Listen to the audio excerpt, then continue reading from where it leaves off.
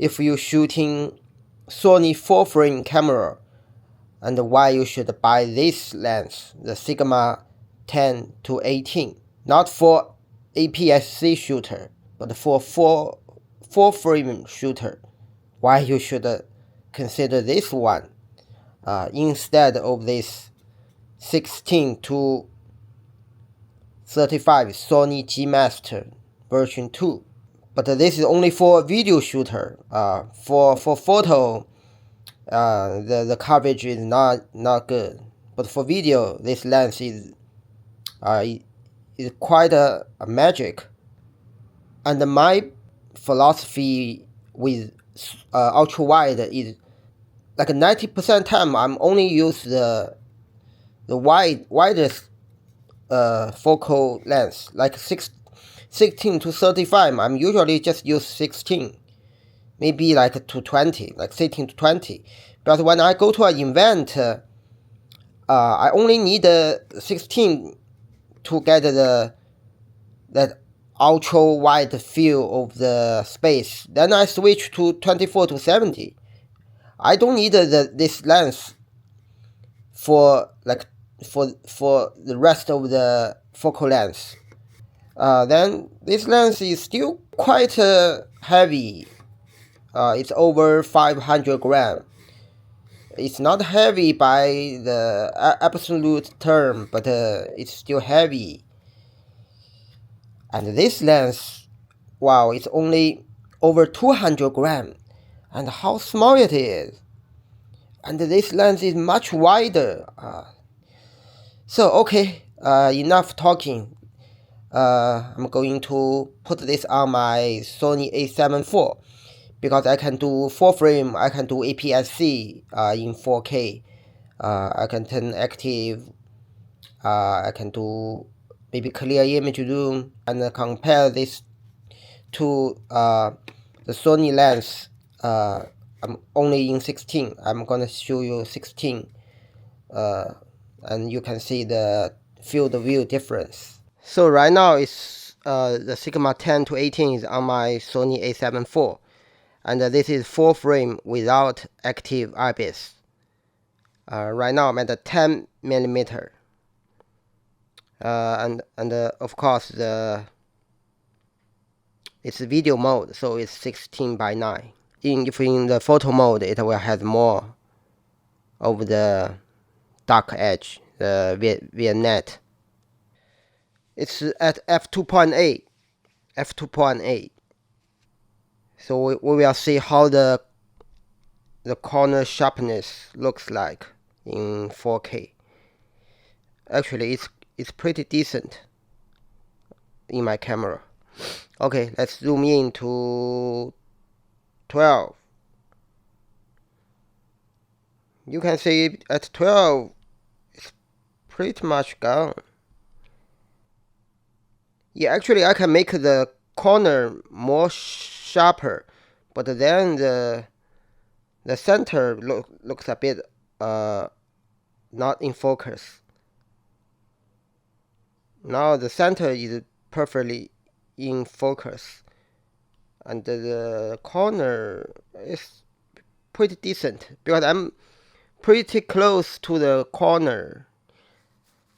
I guess if I'm at f4, everything will be in focus, but the corner is still very good, I think. Okay, let's go to 14. Let me just adjust the focus. Yeah, now looks like if the center is in focus, the corner is out of focus. Let's change my focus to, you can see now the corner is in focus, but the center is out of focus. It's just I'm too close to the depth field is still very shallow at f2.8. I would say so.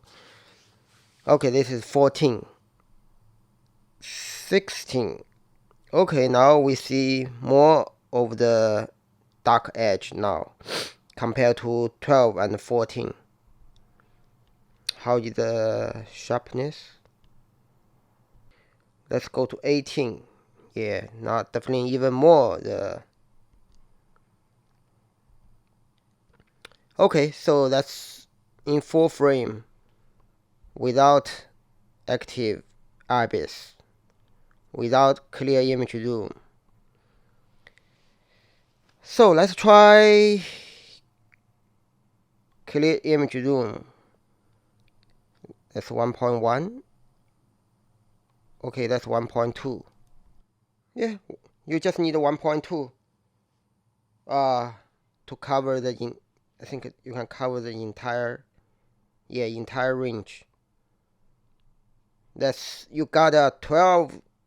That's equivalent will be 12 to 20 something, 21, 22, 12.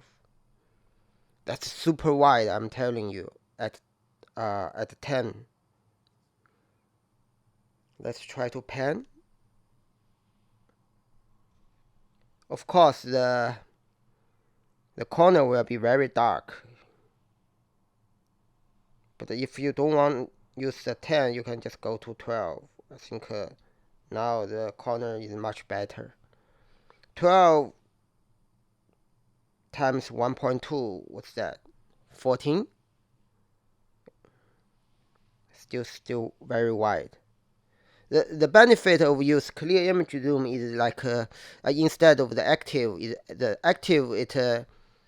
it constantly like correct the image to make it stable. So the dark corner will creep in if you pan very fast.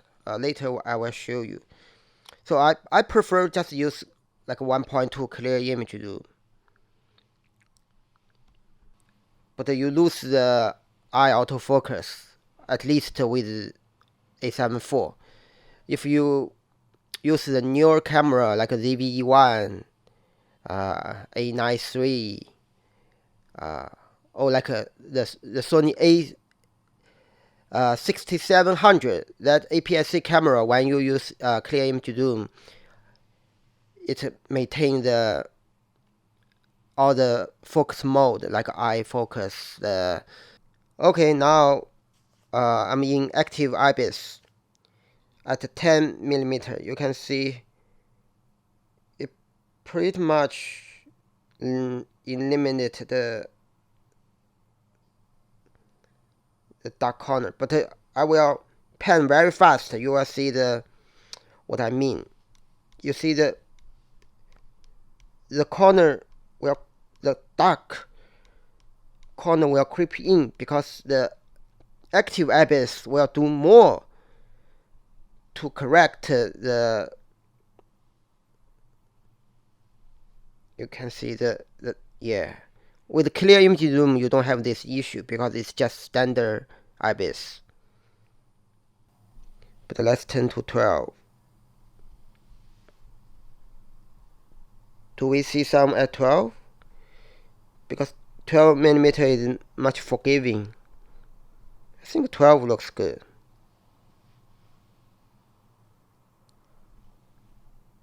Of course, 14, 16, 18. Do we see some? I think still, yes, still a little bit. You want to be a little bit safe, you just 12 to 16, 12 to 16.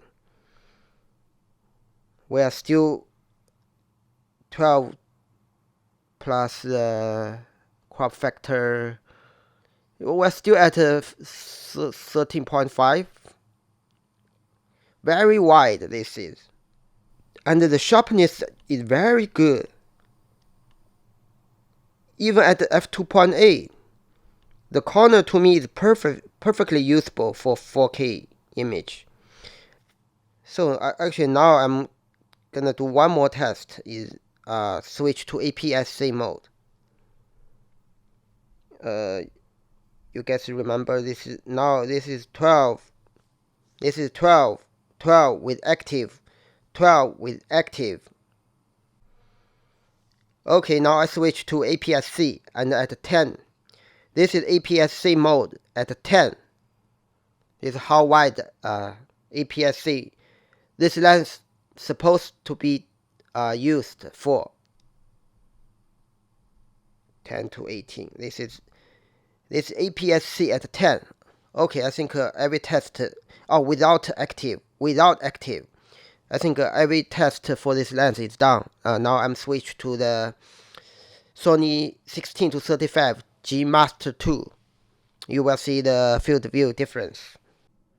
Okay, this is Sony 16 to 35 GMII II at 16mm without active. This is how wide it is.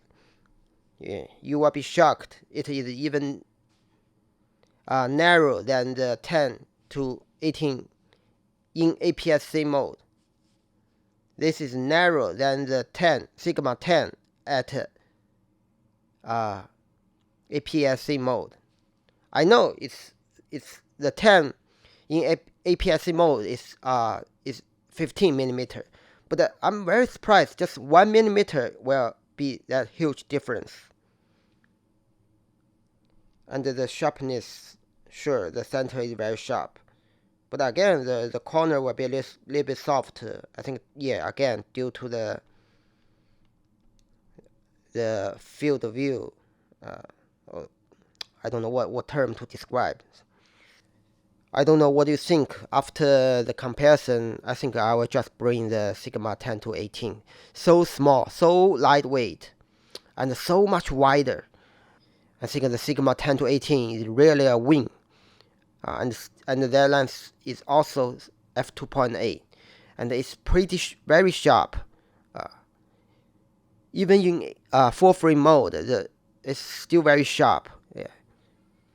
You just cannot use that lens for photo, that's for sure. But for video, 16:9 aspect ratio, that lens is just so amazing. Save money, lightweight, smaller, wider. Go with the Sigma 10 to 18, whether you have full frame or APS-C Sony camera.